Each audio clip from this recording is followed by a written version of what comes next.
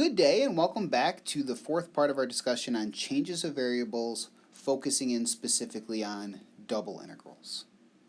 What we are going to talk about in this video corresponds to page 6 of your note packet. And if we are meeting face-to-face on campus, this would be the beginning of our second day of discussion on the topic.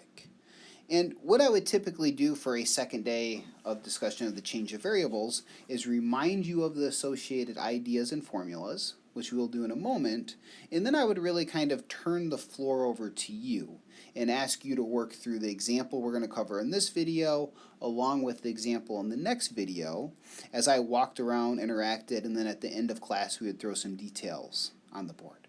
So what I would recommend doing after we go through this initial recap is to pause the video and see if you can take 10 or so minutes to complete the problem on your own, and then we'll come back to discuss it. So recall that if we start off with a double integral, much like the one we see, it may be difficult to evaluate for multiple reasons. For example, the function may be difficult to work with, or the region of integration may not be convenient or even impossible for us to handle using our previous methods. And if that is the case, similar to a substitution in Calc 1, we can use a change of variables or a transformation to hopefully make this an easier double integral to evaluate.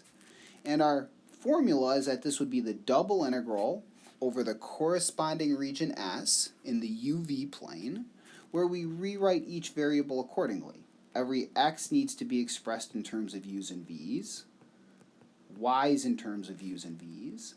Then we add in the absolute value of the Jacobian, and we now have an integral involving u's and v's.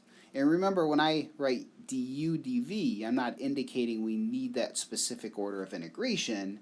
It's just to identify that our region S is in the UV plane. Recall the Jacobian is defined as this 2 by 2 determinant where the top row is made up of the partials of this first variable x with respect to u and then v, and then the bottom row is made up of the partials of the second variable y with respect to u and v. Also recall from our previous discussion that it may be more convenient to calculate the opposite Jacobian. That is, the partial uv over partial xy, and this would be more convenient to calculate when you have u written in terms of x and y and v expressed in terms of x's and y's.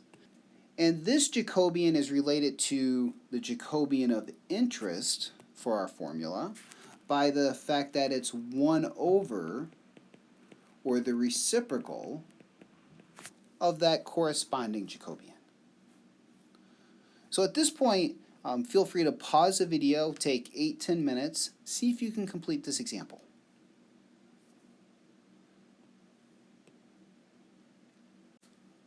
So hopefully you've taken the time to pause the video, work through some details. And no, there's nothing I can do to obviously force you to do that, but for those of you interested in getting the most out of this learning experience, I highly recommend that you do so.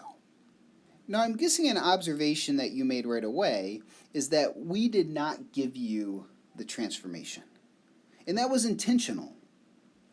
We somehow want to look at either the function we are integrating or the curves making up the boundary of our parallelogram in this case to determine that transformation. And note, both of those observations would work. We have an x minus 2y appearing in multiple places, along with a 3x minus y appearing in multiple places. So a very reasonable change of variables would be to simply try u equals x minus 2y and v equals 3x minus y. In fact, once you make this observation, it works out almost too good to be true in terms of that corresponding region of integration in the UV plane. And note our picture to the left, we're starting off in the xy plane. Now that we have a transformation, we essentially have two key things that need to be done. we have our region R of integration in the xy plane. We want to find the corresponding region in the UV plane. One way to go about that would be to break it down into the 4 individual sides and see what happens to each side individually. But it turns out in this case it's an ideal scenario. We can simply look at our equations making up the side of the parallelogram.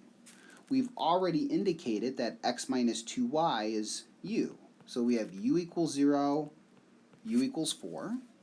Similarly, 3x minus y is v.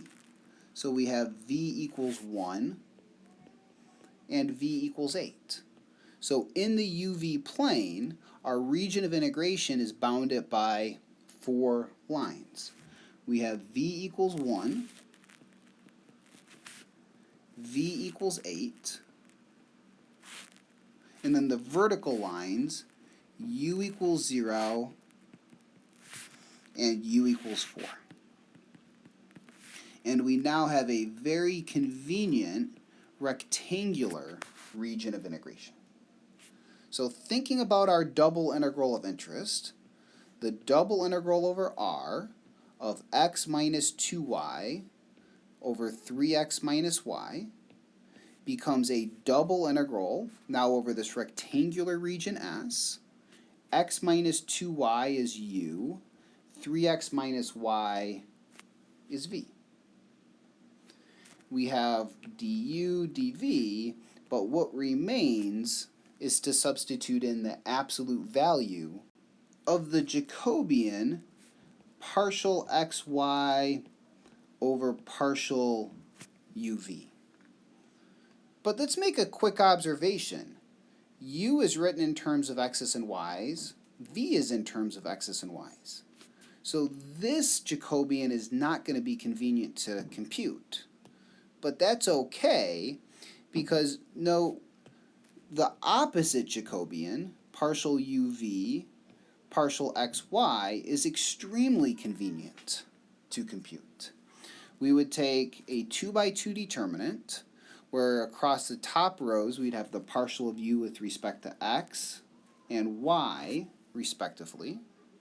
And across the bottom row, the partial of v with respect to x and y, respectively. So that this Jacobian is minus 1 minus a minus 6, which makes it a 5. So in terms of what we need to substitute into our double integral, this Jacobian of interest is 1 over partial uv partial xy, so we would substitute in 1/5.